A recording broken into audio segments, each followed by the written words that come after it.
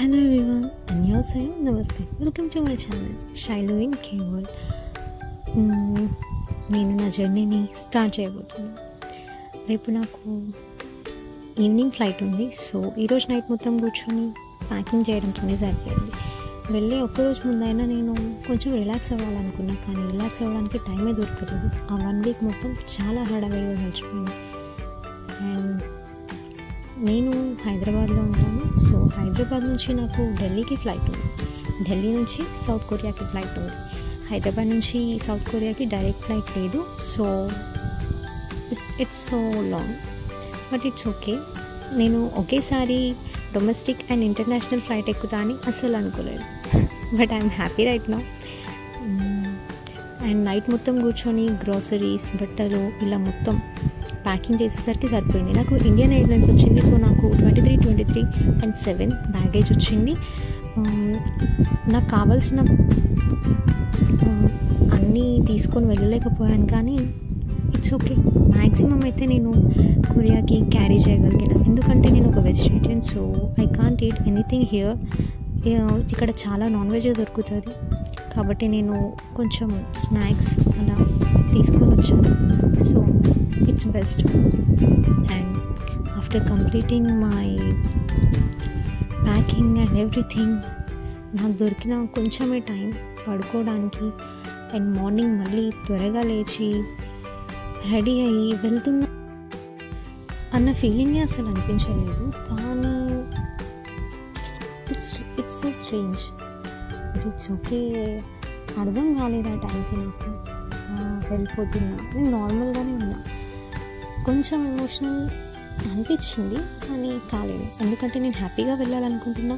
మా పేరెంట్స్తో వాళ్ళని నేను నేర్పించలేను, నేను ఏడవలేను. కాబట్టి చాలా హ్యాపీగానే వచ్చాను నేను అక్కడ నుండి.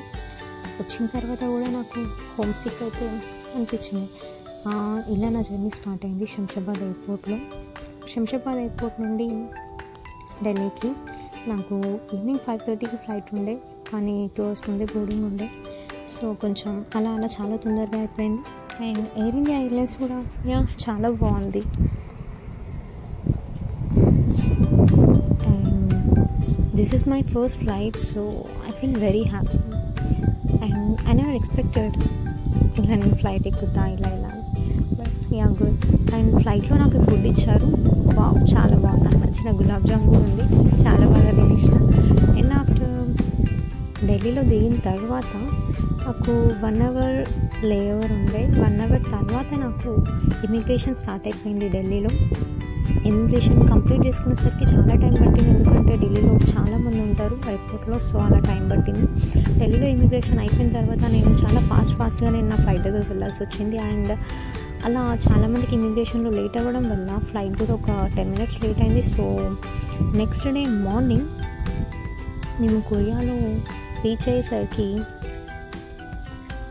11 o'clockకి మేము రీచ్ అవ్వాలి, కానీ 11:30 కల్లా మేము రీచ్ అయ్యాం.